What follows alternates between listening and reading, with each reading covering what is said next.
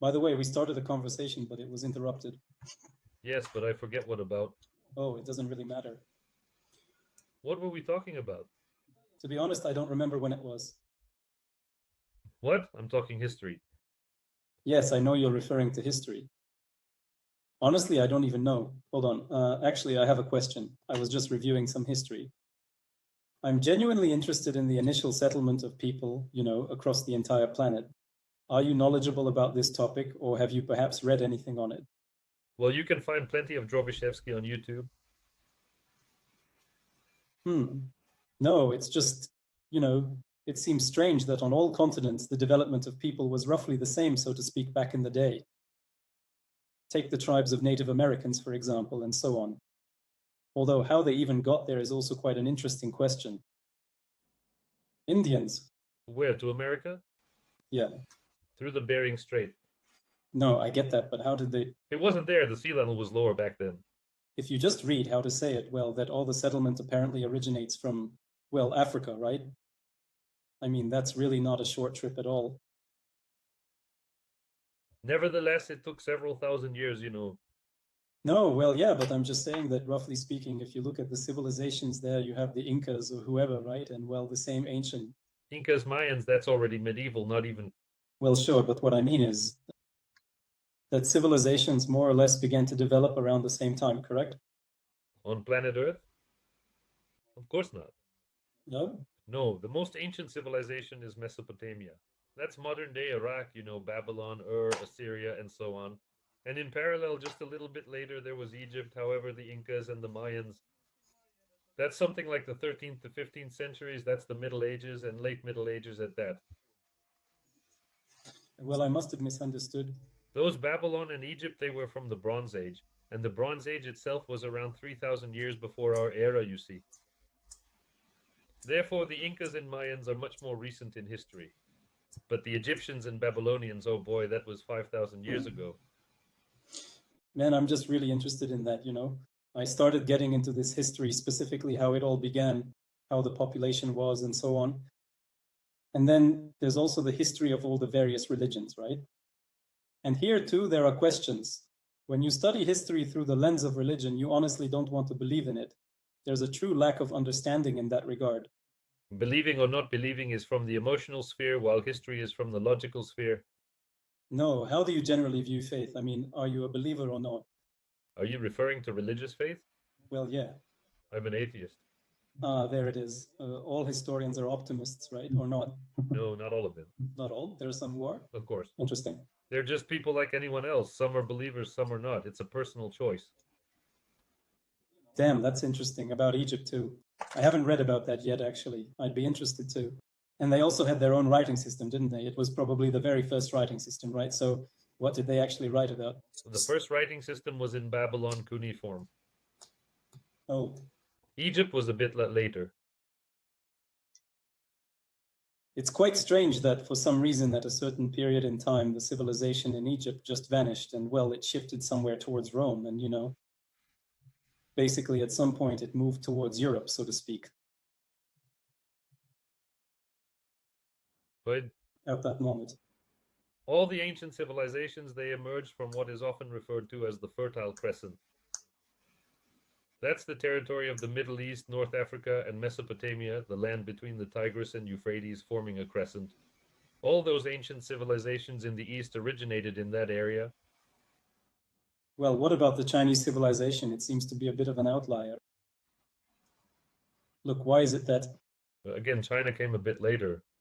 you can spot Chinese people instantly, right? Look at a Chinese person and it's clear Chinese Mongols, they look quite similar. But it turns out that, well, people from the Middle East and so on, they somehow, well, in short, they look more like Europeans, right? In that sense. And then you have Africans who don't look like anyone else. When you try to piece it all together, it's just not clear how that works, how it ends up like that. I can't even understand the point of the question. The core of the question is, simply put, I read there was even a map about how people settled. Like everyone started from Africa, then went to the Middle East. From Africa, the Cro-Magnons. Because Europe and Asia were inhabited by Neanderthals, but we didn't descend from Neanderthals. We are descendants of Cro-Magnons, from a wave of Cro-Magnons who migrated out of Africa quite late. There is this theory by Drobiszewski which he explains well, the bottleneck theory. So, a very small number of individuals came out of Africa, perhaps only around 1,500 to 2,000 of them. And these 1.5 to 2,000 people then brought about the settlement across all of Europe, all of Asia, and then across the Bering Strait into the territory of the Americas, both of the Americas. So the settlement really occurred because, well, there wasn't enough food, was there? And broadly speaking, that's because they primarily hunted, correct? Yes, they were hunter-gatherers. Uh, right, it's that simple. Global climate changes, I don't know. Was there enough food or was there a scarcity? Most likely there wasn't, so why couldn't they just stay where they were? Also, I have a very interesting question regarding Israel in general, right? It's also kind of a strange topic, regarding the Jewish people. It seems they were always oppressed, right? In every country you can think of. I don't know, maybe in America there weren't any oppressions, although there probably were some. So what's the reason for that? That they were oppressed? They were practically not oppressed in Arab countries. It was actually Christian Europe that oppressed them. Well, persecution was prevalent, right? First came the Roman Empire, then who was it, Alexander or someone, when Babylon was established. What do you mean, Alexander the Great? Hold on, everything is all mixed up in your head now. Something like that, yeah. I'm not a historian, That's the Judean kingdom, then the Roman Empire, Herod the Great, and so on and so forth, and all of that. The destruction of their temple and the complete termination of the Davidic and Solomonic dynasties there. This is the ancient world, like the late period of the ancient world, the Roman period. Indeed, yes, the Jewish people were dispersed across the entire world, essentially all over the world, encompassing Europe and Asia. I just read that they were exiled so they wouldn't congregate in their own habitat, What I didn't get was, why did they do that in the first place? I didn't understand any of that. Well, they were exiled. I just can't recall precisely which it was, whether it was when Babylon was still there during its downfall. Well, it's definitely hard for me to formulate exactly how it should be, right? But Actually, the Jews came from the territory of Babylon. That's their homeland, which is located somewhere in the northern part of Mesopotamia. they didn't just come willingly, they were resettled, as I gather. No, the Jewish people, these nomadic tribes, their appearance in Palestine was due to their arrival from somewhere in the northern part of Mesopotamia, and they came. I'm not talking about Palestine. I mean, how did they get to Europe?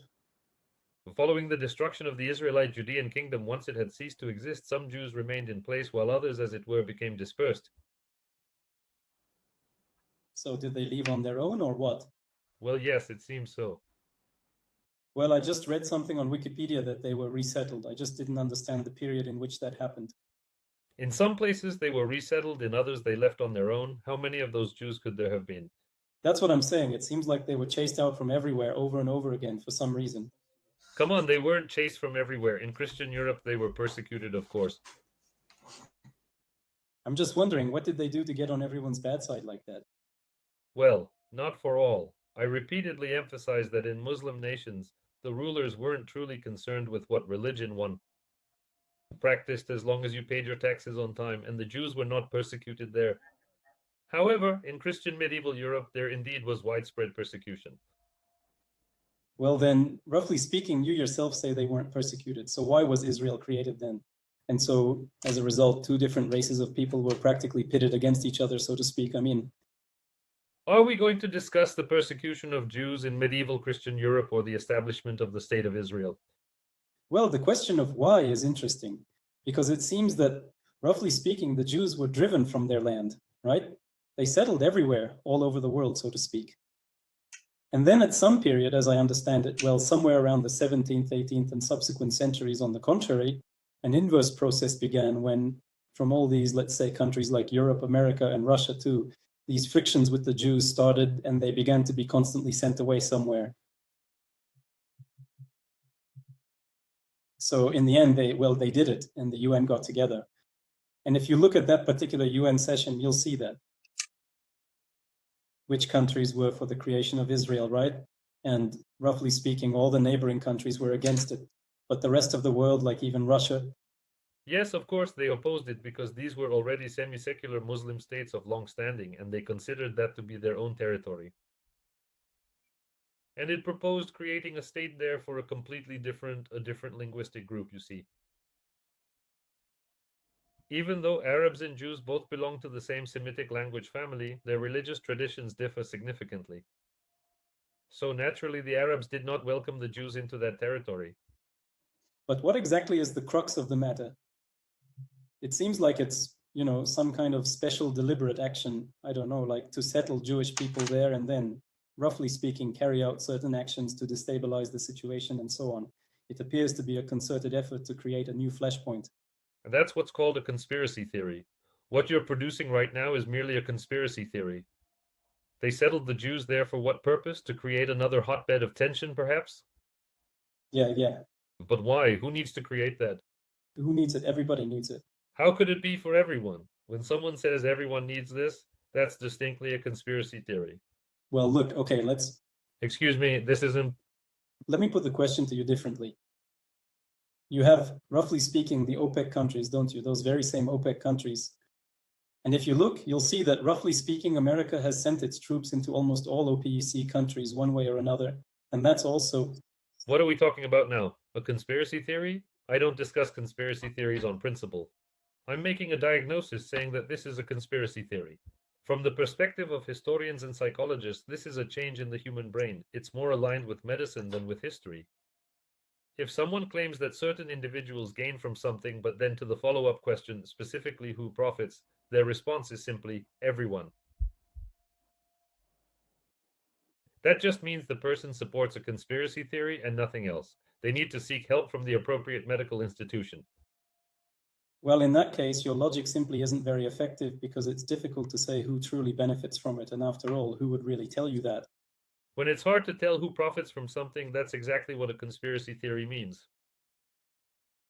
Because a historian will clearly state here is a specific phenomenon. It might have certain economic reasons, political reasons, and so on and so forth. However, a historian will never state who truly gains from such circumstances. The instant one raises the query, who gains from this, that's a matter best addressed by a psychologist. Well, history simply operates that way, so we don't even consider who benefits from it. We don't know who stands to gain from it, nor do we know who the ultimate beneficiary will be. We're truly clueless. We just have our own historical quirks, don't we? So we don't consider them, but others immediately take them into account. We send them all to the medical unit. That historian who started speaking that way. I'm not a historian, so I guess it's okay for me to say that, right? You are allowed. That's why I'm explaining that when a prepared person asks the question, who benefits? A historian immediately tries to, well, first make contact and ask, who do you think benefits? And as soon as the answer is everyone, I don't know, or they're hiding the truth from us. Yeah, we don't know everything. All that goes straight to the infirmary. That's it. Well, here's the thing. That's strange logic. It's like, I don't know, telling someone who's never seen a kangaroo that kangaroos exist. And he says, I've never seen one, so you should be sent to the psych ward. It doesn't exist. And that's that. How is this any different? If a person, when asked who benefits, attempts to answer, tries to find some arguments, then you can still try to engage with them. However, when someone asserts what you don't know, it benefits everyone. It benefits the Americans. All of that warrants immediate dispatch to the nearest infirmary. All right. Forgive me. Yeah, I don't know. Your position is, I certainly don't support it in that regard. Well, I don't really discuss alternative historical narratives like those from Fomenko, Nosovsky, and their ilk. I don't know either. And I don't discuss conspiracy theories. There's absolutely nothing to discuss there. But seriously, here's an interesting point, by the way. You discuss history, but like, what's the ultimate purpose of that in principle? Well, you probably know more than all the people you talk to anyway. Like, why? Am I discussing history at RBK? Well, I have 3 ways of working. I share this with anyone who asks me about it. Would you like me to tell you? Yes, I haven't heard. Option number 1, I'm genuinely looking for people who are interested in history. And it's working out, well, pretty well. There are individuals who show interest. They aren't necessarily professionals, but I often encounter students from history departments. I very rarely meet history teachers, very, very rarely. But we have good dialogues. It's interesting for both me and them. The person gets enriched as a result of the dialogue. That's the first option. The very rare option number 2. Well, I actually work as a sort of pedagogue. People often tell me we trust you as a historian, and then they ask me to recommend various literature. But the question that always bothered me is who benefits? So I function as a pedagogue, simply explaining it's a one way interaction. There's no genuine dialogue here. So here we get questions and rather extended answers. And then there's the third scenario where someone claims, I'm not a historian, but I have a question for you. I try to answer, and that person, after explicitly admitting they're not a historian and don't read anything, then starts to get indignant about my responses, stating, that's not how it is. It's all false. I'll tell you the real truth now. This third, rather theatrical option is even more common. That's it. I don't really have a fourth option. So in the end, it seems you still earn more money from YouTube in that regard, don't you? Yes, of course. This is content made for YouTube. I mean, nobody's hiding it. It's all... No. Well, actually, this is a truly good thing because, well, let's just say you're promoting history. Is promoting history the right word? Involving people and so on. It's a good thing. I don't even know what other question to ask you. As long as it's not from the realm of Fomenko and Nosovsky and that. Oh, I'm not even familiar with that. I don't even know what that is. No, I haven't read it. You know, by the way, how do you feel about that? I've watched content from this Igor Yakovlev on YouTube and Isaev and others of that nature. Well, I dislike Isaev. I haven't watched Igor Yakovlev. But why do you think poorly of Isaev? I'll explain why. Isaev mainly focuses on issues related to World War II. Right. Addressing issues concerning World War II in Russia presents difficulties today for the straightforward reason that the archives pertaining to the war remain inaccessible. Indeed, they were sealed by Putin's decree. In violation of the law, he even prolonged the closure of these World War II archives for an additional duration. The primary archive is situated in Podolsk, outside Moscow. I have data showing that out of 20 million storage units in this particular archive, approximately 17.5 million units are officially classified as secret. And it's within this system of closed archives regarding World War II that Mr. Isaev suddenly emerges, a man who has actively dedicated the past 2 decades to writing about the Second World War. So other historians find it very difficult to get into the archives since they are closed off, but Isaev is granted access. And when certain historians like Isaev in this instance are selectively granted access to the archives, it's pretty clear what's going on. He is only provided with the specific archives that the authorities are currently willing to grant him access to. Is this a conspiracy theory? No, it's not a conspiracy theory. It's just that other specialists cannot gain access to the archives while Isaev is able to. So he writes his works. As a historian, he is, after all, a professional historian. He defended his dissertation, and he includes citations to archival documents. Well, there's an inventory, a specific procedure for documenting archival materials. So he wrote a citation, he referenced some document there. If another historian desired to go and simply verify to state, provide me with the identical archive you supplied Isaev, that has already been attempted. This has been written about by many Russian historians, and I've tried to verify it myself, but they refuse to give me the materials. So it's possible Isaev cited it correctly, perhaps. Or maybe he took it out of context or cited it incorrectly. So when it comes to checking these works, a historian always critiques. There's a community of historians who write on the same subject, and they try to cross-reference each other's work. Well, that's a historian's job. In most cases, it's virtually impossible to cross-verify Isaev's works. So he's merely provided with what they allow him access to nowadays. Perhaps as an honest historian, he's doing everything correctly, allegedly reaching the right conclusions. However, it's impossible to verify, as other individuals aren't allowed to review those very same files. This is not something I fabricated myself. This has been written about repeatedly in the historical community in Russia. And beyond that, he quite frequently makes various blunders. However, all historians do make blunders. But sometimes, for instance, he might take 2 ships and consolidate them under a single name, or conversely, what was originally 1 ship with a dual designation he'll enumerate as 2 distinct vessels, and so on and so forth. Therefore, the stance taken towards Isaev as a historian is one of considerable caution.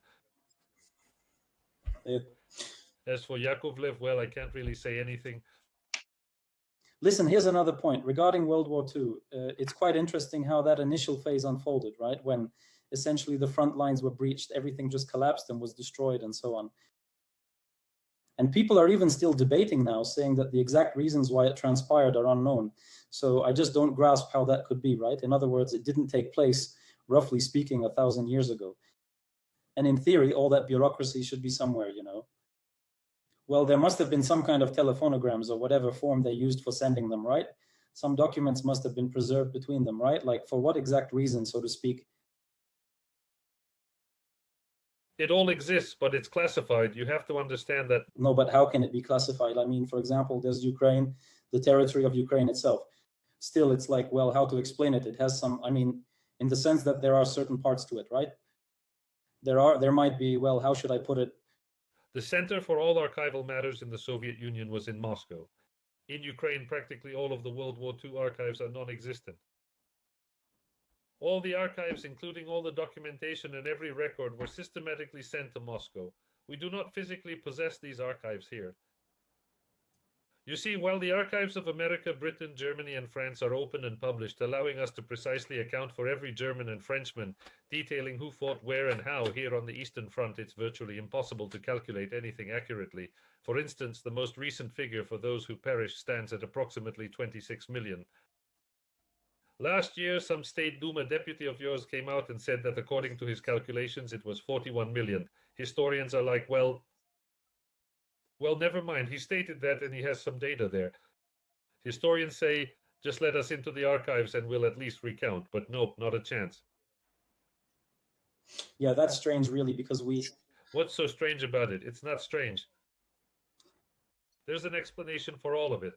No, just hold on a minute. For example, let's just put aside the topic of these archives for a moment, assuming they're centrally stored and absolutely no one copied or smuggled out a single piece of paper and so on. Well, but for example, people still remain, didn't they? Like those military commanders, some of the mid-level ones. I mean, surely they must have recounted their experiences in some interview, right? There are soldiers' memoirs. The soldier sees a yard here, a yard there. A soldier, yes, I agree. But what about some officer? There are some mid-level officers. What do they write? Memoirs. Memoirs are written from one's memory.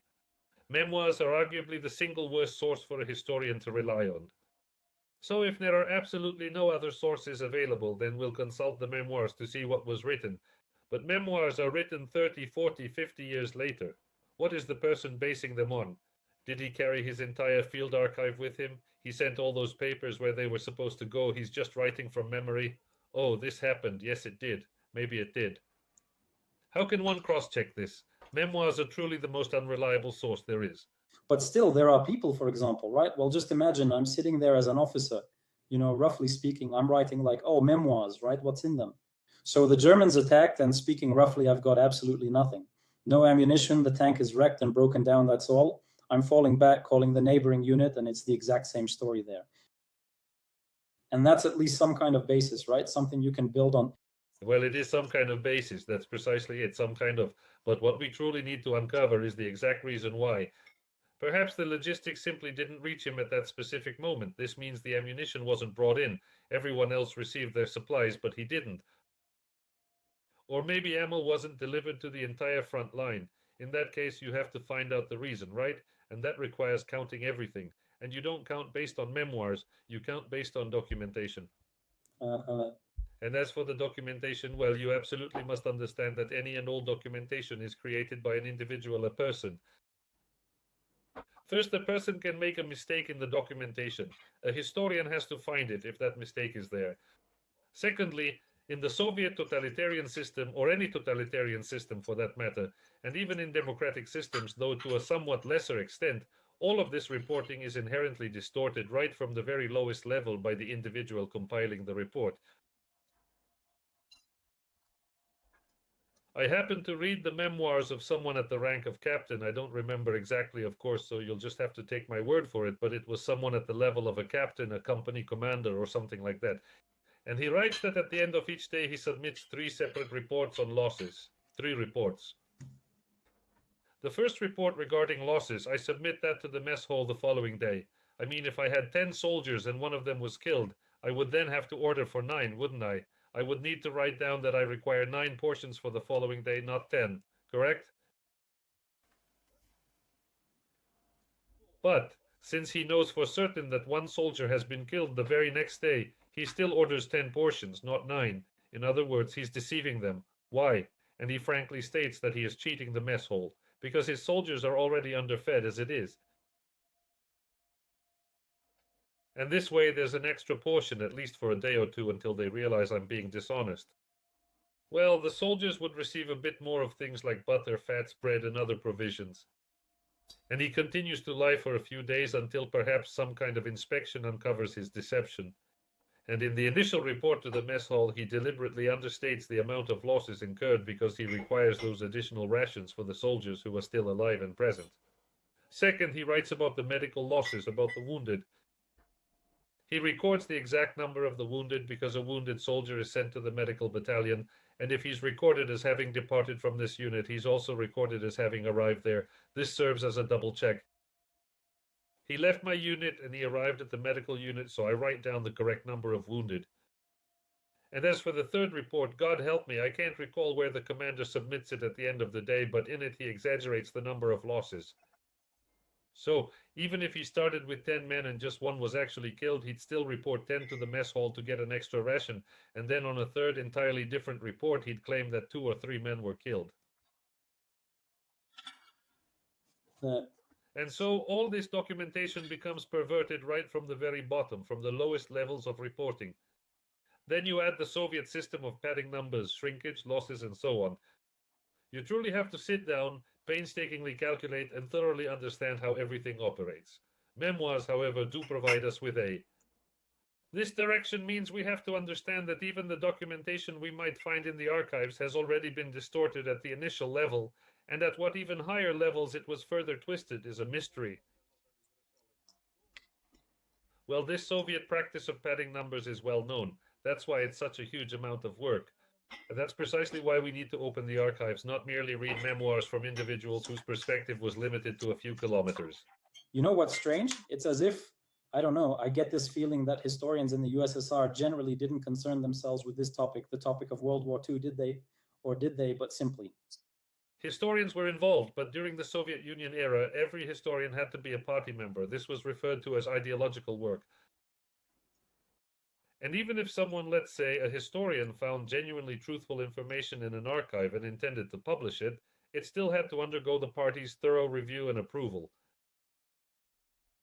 They would say, wait a minute, what are you going to publish, that this person was lying? No, a communist, and as a captain within the party, he absolutely could not lie. So the party would tell him, you don't have the right to publish this, that's it. And only average, statistically insignificant works were published, saying nothing, just general statements like, we won, haha, look how great we were. I mean, during the Soviet era, all historians were under immense ideological pressure from the ruling party. Okay, but listen, in the early 90s, I recall hearing that many. A lot of documents were opened, so to speak, directly from the archives, but what exactly was that connected to that was already after Gorbachev? Democracies, yes, they started opening the archives during Gorbachev's time. That's when the process commenced. They actively started opening the archives from the Stalinist period under Gorbachev. However, the Lenin archives only became accessible following the dissolution of the Soviet Union. Writing about Stalin was permissible. The archives of the Stalinist period were opened, but not those related to the war. They opened the archives on Stalin's repressions. Historians counted how many were repressed in the Stalinist period. They started opening the Leninist period in the 90s after the collapse of the Soviet Union. There was a bit of information revealed about the Second World War. In the early 1990s, several statistical books of that kind were released under the editorship of Gorev, that's right. The archives were somewhat opened, but in the late 1990s and early 2000s, with the emergence of Comrade Putin's cult of personality, a KGBist assumed power. And a KGBist simply doesn't grasp the concept of opening archives to the general public. For them, archives must always remain under strict control. That's the end of it. So they cooked up an excuse, asserting that personal information could not be disclosed due to family concerns and various other pretexts. Under this so-called humanitarian disguise, they effectively sealed off the archives and extended the restriction period for several more years. It's very difficult for historians in Russia to get access to Second World War archives. In Ukraine, they're writing about this quite extensively, but there's no archival material available. It's all kept by you in Moscow. Yes, well, that's interesting. And here's another question about, also here, let's say, we've connected, yes, two themes intertwining, so to speak, the Jews and Stalin. Why exactly was the Jewish Autonomous Oblast established in the first place? Because Stalin was an anti-Semite and he had this idea to drive the Jews far away over there. I just read that there were, in fact, quite a number of Jewish people even serving in the government, so to speak. And then, up until a certain year, the relationship with the Jewish community was relatively acceptable. But after that, something just abruptly changed, didn't it? When the February and October revolutions took place, they actually liberated the Jews because the legislation of the Russian Empire had been anti-Semitic. They weren't allowed into higher education institutions, there was a quota and so on, and Russian society in general was very anti-Semitic.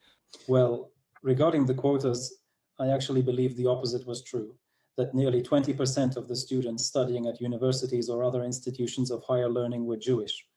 On the contrary, the Jewish community was considered the most educated and, well, a wealthy and fertile ground, so to speak, was at their disposal. The Jewish community was indeed educated because cheders are characteristic of any Jewish community.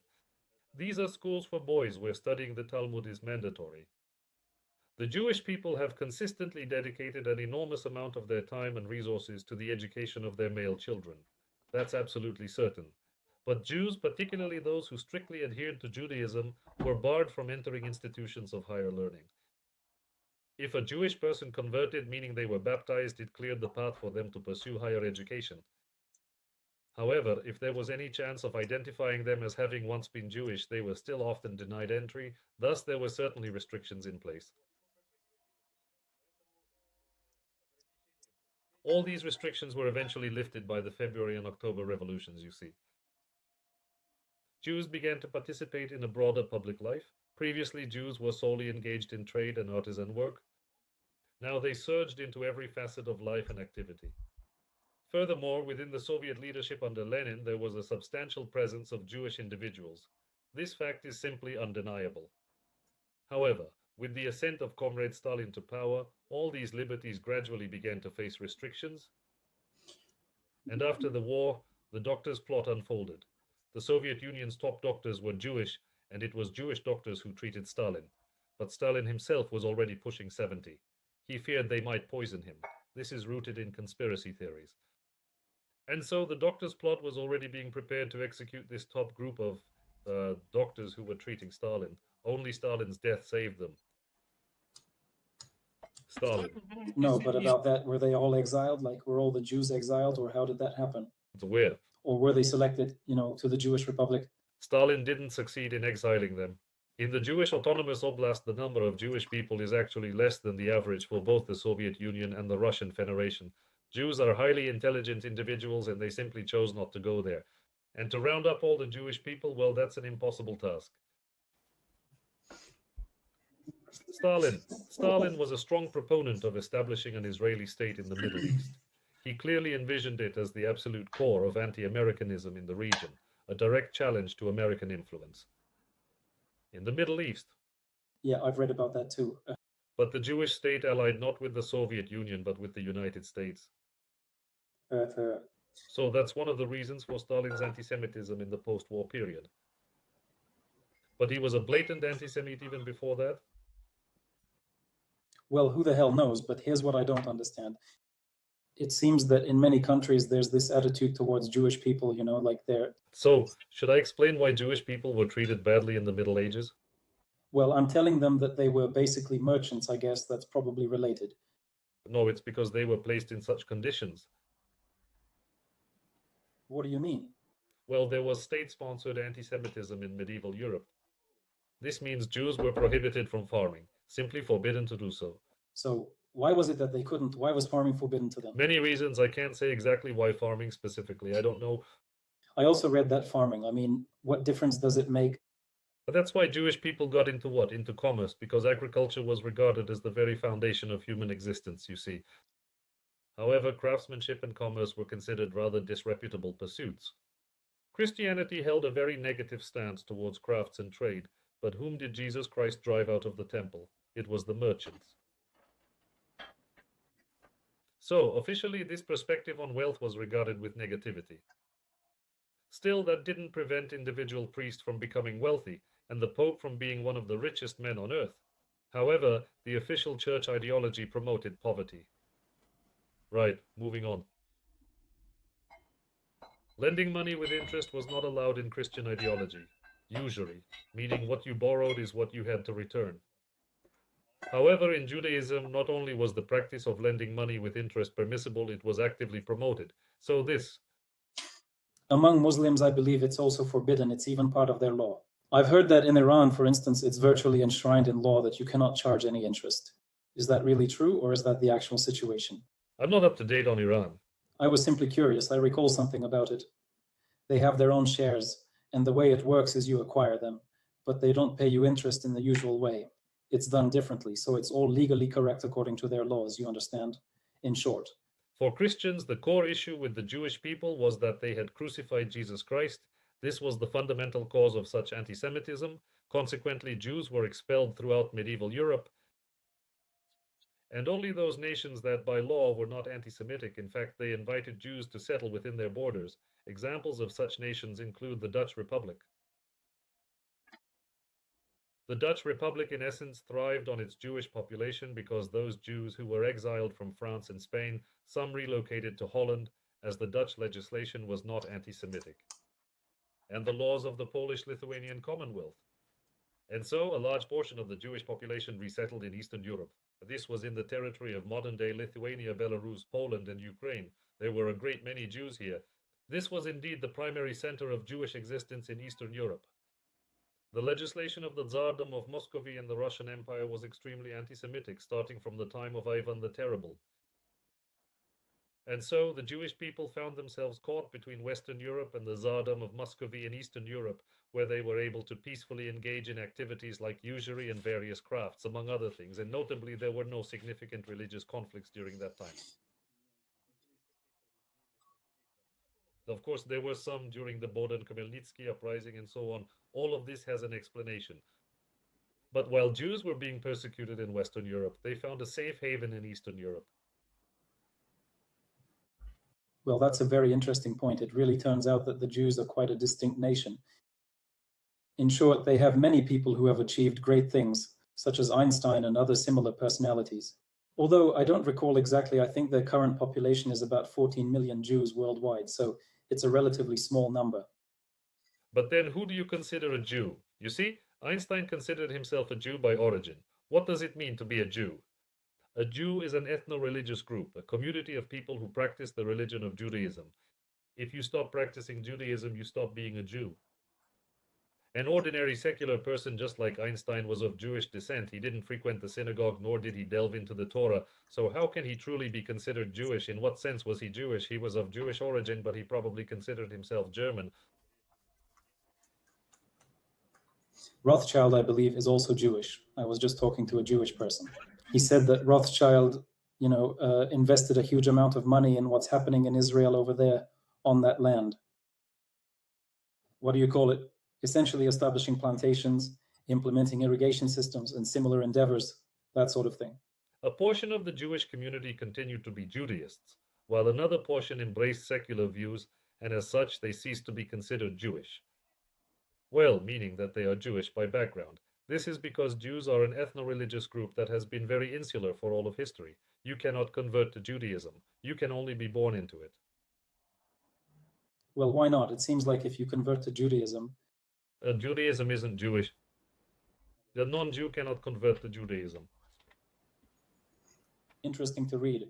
A Jew might become an apostate and convert to Christianity. However, in that case, he would cease to be a Jew and become a Christian instead. He would no longer be Jewish by descent, but rather German, French, Russian, and so forth.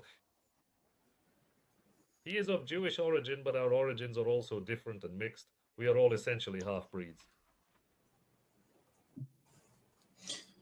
I see. So what else interesting can I ask you? About the Jews? Well, I'll have to look into that. I thought I read that it was actually the other way around, that when they perform the circumcision, there are certain rituals, and then you become Jewish. You embrace the faith. Well, circumcision is performed on a specific day, as both Arabs who are Muslims and Jews practice this ritual. However, if you as a Christian approach and express, I wish to become a Jew, circumcise me, it's highly improbable that you will achieve that. It won't work, huh? Listen, what about... One can consciously choose to accept Christianity, such as Protestantism and so on. But Judaism, however, is generally something one is born into. You were born to a Jewish mother, a practitioner of Judaism. You were circumcised as a child. You are a Jew. You are taught the Torah. You go to a cheder. You receive a very thorough education in the Torah. In any event, all Jewish people, And this education, who pays for it? Does their community pay for it somehow? the community, the Kahal, Jews have always lived in a community which is the Kahal. And even if European cities observed the Magdeburg Law, granting them self-governance, a distinct legal framework applied to the Jewish communities, they had their own community and were able to participate in various citywide events. They had their own community. They always settled in a ghetto. So in a separate city district where their community resided, there necessarily had to be a rebbe, and a shohet was also essential. Well, a shohet is the one who slaughters animals because they have many dietary, traditions. And 3 other people. If there are 3 people present, they form a Jewish kahal. The community already includes a shohet, a Torah scholar, and a 3rd person. I can't quite remember who else is necessary for a Jewish kahal to be established. Artem, have you read books like the Bible, Quran, Torah, etc.? How do you feel about them? I've read the Bible, not the Quran or Torah. Torah is essentially the Old Testament. Well, plus commentaries. Artem, so what do you think about it as a historical book? What's your take? Man, well, the Bible is indeed a historical source, albeit a very weak one, but it does contain some history regarding the Jews in the Bronze Age. There are some, the kingdom of Israel, of Judea, it has Solomon and David. These are historical figures who are in the Bible. They did not act according to what is written in the Bible because it is, after all, a religious work, but it does possess a historical foundation, of course. It's just strange, what to believe and what not to believe, as far as I know. It's a matter of faith. It's not a matter of logic. No, I mean, even the story about Noah, there's this thing that he, I think, sailed to Mount Ararat. But that's all fairy tales. Something along those lines. And yet many of the, how can I put it, characters, they did in fact exist, you see. There's Solomon, there's David. I'm suggesting that the Bible is a rather weak yet historical little book regarding the history of the ancient Jewish people. There's a good joke about this, you know it? Well, when then a modern rabbi accidentally encounters Christ and he says, "Listen, my Lord, over there. How did planet Earth, the cosmos, all of this come into being? How did it all come to be?" He says, 13.5 billion years ago, the Big Bang. Everything. How? Just as your physicists write, as Einstein writes, and so on. The rabbi is horrified, asking, "Lord, but how did people appear?" He asks, "How so?" Well, just as Charles Darwin described in his theory of evolution, the common ancestors of humans and apes. Charles Darwin described it all correctly. The rabbi says, "But wait, in the Bible, in the Torah, it's not written like that at all." He says, "Listen, Rabbi, how do you suppose I was meant to explain all these concepts to a simple shepherd back in the Bronze Age?" He explained it at his level. That Bronze Age level is what remained in the Bible, but in reality everything is according to Einstein and Darwin. Yeah, that's cool. Science is science. I agree with that. And then there's faith. That's a question from a completely different realm. I'm not even sure what other topic we could discuss. So, by the way, those were the questions that came to mind. I just went ahead and asked them. My question still revolves around Judaism. It seems to be such a very strange people. But what do you mean strange? There are people like any other people. No, well, it turns out, as you say, they settle separately, like, roughly speaking, they have their own traditions, yes? It's a religious tradition. Their own education, their own religion, I get that. That's not the question. And they had such splendid education. All the advisors in any respectable Muslim or European household were from the Jewish community. Hold on, because... So where did this whole idea about education actually come from, for example? Was it perhaps written this way in their Bible, in the Torah? Well, that's just how it historically developed. The Jewish people are essentially one of the only, or perhaps one of the few, if not the only nation in the world who possess such a historical memory originating from the Bronze Age that they meticulously documented in writing, and thus it has been preserved. All attempted to document their history through writing: the Babylonians, the Egyptians, and the Jewish people. But for the Jewish people, this tradition was preserved. While the Babylonian civilization vanished and the Egyptian civilization likewise disappeared, The Jewish people, perhaps due to their scattered diaspora, managed to preserve their roots, their educational framework, their traditional systems, and so forth. Consequently, they consistently stood out as the most highly educated nation throughout history. Right. Well, it was a comprehensive system. Every boy in every nation, every people was required to undergo education. That was their established approach. You know, for me, I was just really interested in the topic of religion, right? And so, well, if we consider Christianity, for instance, it divides into various denominations such as Catholics. And then within Catholicism, you find further divisions into different Protestant groups, and they too. Well, the Protestants are the ones who break away. Exactly. I was just making a point. Because if you were to list everyone, I mean, I don't know. I'm simply saying that eventually you have groups like the Protestants, for example, don't you? And they also have their own distinct divisions. And you just look and see that, for example, in Germany and the USA, they are mostly Protestants, right? And at the same time, their economies are considered the strongest. Those are the countries with really hardworking people. For this, one needs to read the works of Max Weber, a prominent sociologist from the early 20th century. I tried reading him. Well, anyway, that's the general idea. In his writings, he contended that it was the religious tenets of Protestantism that served as the catalyst for the development of a market economy. However, it's worth noting that not everyone agrees with this assertion today. However, it is still undeniably true that Protestantism stands as a genuine and significant wellspring for the market economy. Right, yeah, that's basically the angle I was looking at. Calvinism in the south of France and in Switzerland. Exactly. And, well, from what I've gathered, even though Wikipedia doesn't go into extensive detail, they uphold this concept that if you're industrious and perform your tasks diligently, yet simultaneously you're consuming less. Consume less more. You consume less, and then, yes, you will be considered worthy in God's eyes and so forth. Exactly. Traditional Christianity has a negative view of wealth. What did John Calvin say? John Calvin was a clever guy. He said, "How can we truly discern if God loves us or not, and whether we will enter the kingdom of heaven after our passing? There's one reason. If we prosper and become wealthy in this life, it means that God truly loves us, and as a consequence, we will enter the kingdom of heaven." So, if traditional Catholicism maintained a negative ideology concerning money and its accumulation, Protestantism completely reversed this notion, stating that if the Lord favors us, our businesses will flourish, we'll amass wealth, and all will be well in both this life and the eternal one. Therefore, we will attain entry into heaven. Yeah. But, you know, this whole question, it basically, what put the idea into my head was when I was reading, or rather listening to some lectures. I can't remember who was talking about, I believe it was 1917, when the Tsar was overthrown, or perhaps he abdicated himself. Anyway, it's a long story, isn't it? And he was explaining it in the context of the church, saying that the church, he mentioned a specific date, but I've forgotten what it was now. But it was like the Tsar had supposedly abdicated, and then there was the morning service. And, you know, the priests needed a way to inform their parishioners about worldly events and to reassure their flock. And so that day, when it wasn't clear what to say, everyone made up their own version. But the next day, they received an order on what to say, and they started, okay, the Tsar has abdicated. Now we have a provisional government. So God therefore supports the provisional government. That's it. So what's the idea here? That roughly speaking, there's always a religion, right? That, let's say, guides the people somewhere, just like there's law that restricts what you can and cannot do.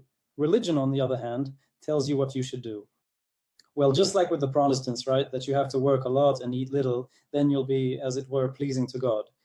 And at the same time, you'll be helping your nation, so to speak, right? And it's the same with the Jewish faith, you see, where it's like you need to pursue an education. Well, I'm not sure how it's explicitly outlined within their religious texts, but it's quite clear that religion plays a very significant role in guiding people to act in a particular manner or to proceed in a specific direction. Of course, religion has always played and continues to play a major role in the development of humanity. Yeah, and that's something I find intriguing, especially thinking back to when the Soviet Union existed. Initially, they basically wiped out all religion, but then there was also... Well, the Soviet government was a form of religion. Communism is a form of religion. Yeah, right. Art, along with Lenin, Stalin, Karl Marx, and Engels, as their own icons, it's all essentially the same. Yeah, and all those, like, they held their gatherings there. What do you call them? A communist. A church service. Yeah. What's most interesting to me is that, yeah, it seems the communists came, right, created their own sort of religion. And then in the 90s, the entire thing collapsed and the people, so to speak, found themselves without a religion. So Well, Well, why? The people just went back to their traditional religion. well, that also took quite some time, didn't it? I mean, I'm not sure, but probably under the Tsar, around 90% of the population was religious, right? But with the communists, that percentage must have dropped rather significantly. It dropped under the communists because they closed down the churches. They closed them, yeah. And now there's a religious revival happening in the post Soviet space. You can't escape it, can you? But it's interesting, the Japanese, it's interesting how the Japanese are in that regard. They have their own distinct religion over there. I read that they have something entirely unique, something quite different. Shinto. Yeah, they practically worship stones, little trees, and things like that. Their ancestors, all beautiful. Well, beautiful, yes, but here's what I don't get. In my view, you have Germany and you have Japan. These are two countries that are, I would say, the most prominent in terms of, well, their human element. The people there are like more. They all are. Germans and Japanese are complete workaholics. Okay, with the Germans, we can explain it as a religious thing, right? But with the Japanese, why? How did they develop this kind of trait? Only God knows that. It's just, I'm curious, right? It's not even about what's most important. Like, Christianity is a religion, but like to pinpoint those specific aspects that truly enable a society or individuals to flourish and progress, that's quite interesting, isn't it? Why would we even bother to reinvent the wheel? You simply adopt the most cutting-edge methodologies from those existing religions, the ones that empower individuals to ascend to significant accomplishments.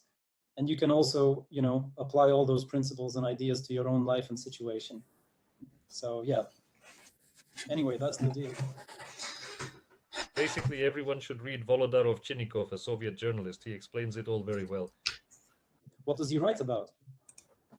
Oh, his book is called A Branch of Sakura. He resided in Japan for an extended period, and he vividly portrays the work ethic of the Japanese within the framework of paternalism, where younger individuals defer to their elders. This entails dedicated work for the corporation. Well, individuals didn't see themselves as separate. Rather, a Japanese person views themselves as an integral part of their corporation. No, that's probably not the original or inherent way. I mean, corporations emerged not too long ago. It doesn't matter. The essential point is that a person absolutely must perceive themselves as an integral part of some collective. In Europe, individualism as a phenomenon is very strongly developed. So I couldn't care less who's in charge, I'm just doing my own thing, you see? But traditional Eastern societies operate differently. But here's the question about Japan. The Japanese have remarkably preserved their traditional characteristics, even though they possess a very advanced industrial society today, all while maintaining a significant portion of their traditional societal features. Man, that brings up a question about Japan, by the way. What's your take? I've read that from 1945 onwards, broadly speaking, Japan was under American control. Yes, The Americans implemented democratic reforms in Japan very, very thoroughly. but they're not Democrats, so to speak. They did whatever they wanted there. In fact, I think They did exactly as they wished. They were implementing democratic reforms, establishing parties, and setting up a modern education system in Japan, among other things. but they also rewrote the constitution, it seems, and They rewrote the constitution. the peasants, their system was somehow different. They actually reformed their social structure, you could say. They changed many things there, as a matter of fact. And additionally, they imposed a weapon ban. The result is obvious. Where the Soviet Union was involved, you got North Korea. Where the Americans were involved, you got South Korea. That's the simple truth. That's enough. Why do you always start with that? What? Well, what isn't true about that? Where the Northern Soviet Union was, there was a totalitarian society. No democracy whatsoever. Wherever the Americans were involved, democracy did not universally prevail. In Africa, no one had any success. The same applies. Take Afghanistan, for example, or even Libya. They certainly weren't all that great there either, you know. I'm not claiming they were entirely flawless, but the Americans managed to establish North and South Korea along with Japan. Come on, they didn't build Japan. Are you serious? They built post-war Japan. Well, no, I mean, sure, they brought some kind of democracy there, but Some kind of democracy? Did they establish a democracy? A modern education system and so forth? in my opinion, for the Japanese people, if they weren't under American influence right now, they would have probably reached even greater heights and achieved a different level of progress. Japan is one of the world's economic centers, along with the United States of America. Do you understand? Currently, there are three major economic centers in the world: the USA, Japan, and Western Europe. Japan is a major global economic power. You're getting things completely mixed up. You're looking at this the wrong way. You're the one who hasn't done their reading, not me. No, what? What do you mean by an economic center? Just look at the global distribution of GDP. Who contributes how much? The first three places are occupied by the USA, Japan, and Western Europe. No, but how are you counting Western Europe? First of all, China is in first place. The European Union countries, functioning as a unified economic area, stand as a global economic powerhouse, much like the United States and Japan. No, I'll tell you this, the entire European Union. I'm not sure how they calculate it there either, as it varies greatly. How many countries are there, 17 or 22, or well, in short, it varies, but I was just counting. It varies. The EU has the same number of members. No, the European Union is right there. Look, the European Union, the Eurozone, and so forth. So these specific concepts... The euro is one thing, but the countries of the European Union, well, they are quite specific and distinct. For instance, Poland is a country within the European Union, yet it's not part of the Eurozone, but it remains a European Union country. Do you understand what I'm saying to you? You yourselves can also look at the IMF data. I was looking at it recently too. You can also make comparisons there, by the way. For instance, consider China, the United States, and the European Union. I'm just saying I don't know which countries are included in that concept as a single entity, you see. But China surpassed America in GDP a long time ago, and they're close to the European Union, meaning in 2 years they'll overtake the European Union. And if you consider other nations, roughly the top 6 countries in terms of GDP, you'll find China first, followed by America, and then Japan comes after that. Then where were you looking? Just open it and look. You're just not in. I'll take a look. That'll be my homework. Right, but not the, how should I put it, not the raw GDP figures, but by PPP. You understand? That's what purchasing power parity means. Well, there are just so many different ways to calculate economic indicators, you know? Well, here it's pretty simple. If you take one indicator and I take another, we'll be foaming at the mouth, proving that my indicator is better than yours. No, it's really quite simple. Roughly speaking, you understand, producing bread in one country versus another is essentially the same, but it can cost different amounts. I'm just speaking hypothetically. And so, this purchasing power parity simply accounts for the difference when dealing with various currencies, correct? It's considered, yes. You don't agree that Japan is an economic center of the world? Well, so be it. That's your problem. No, I'm telling you, just open it and you'll be genuinely surprised. My idea is that out of the top 10 countries, China is number 1, and right next to it, you'll find that country.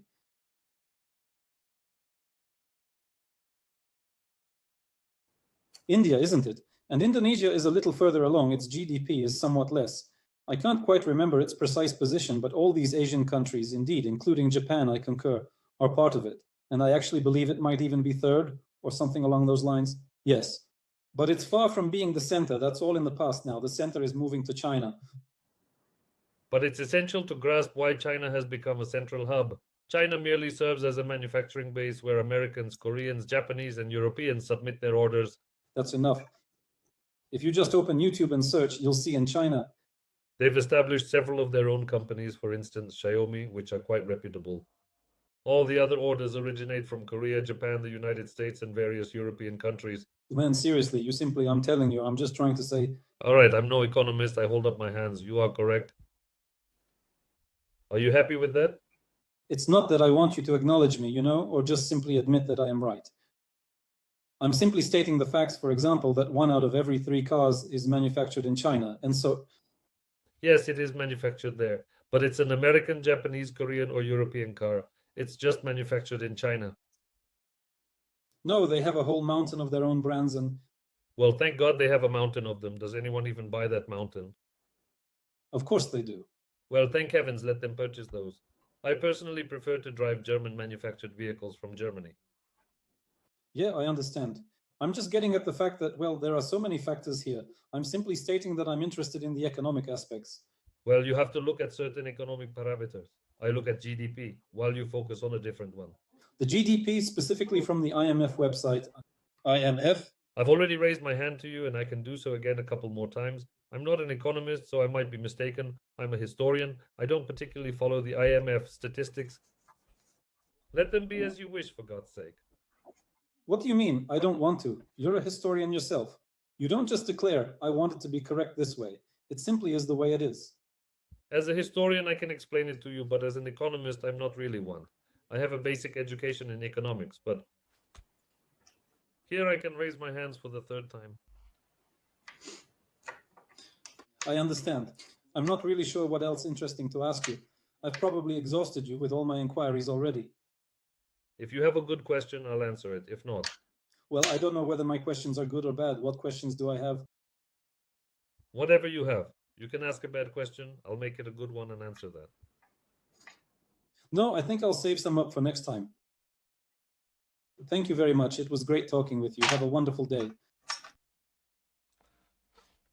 Well, maybe so, maybe not. He certainly wishes China to be a great nation. Well, wish it all you like, perhaps it will assist you. I'm referring to China for the Russians. You place so much emphasis on it, on that China. China, like any Asian country, is certainly playing its own game as any country would, and especially an Asian country. The East is a delicate matter, Petruka, as the occupier said that one. How do you say his name? The occupier was from White Sun of the Desert.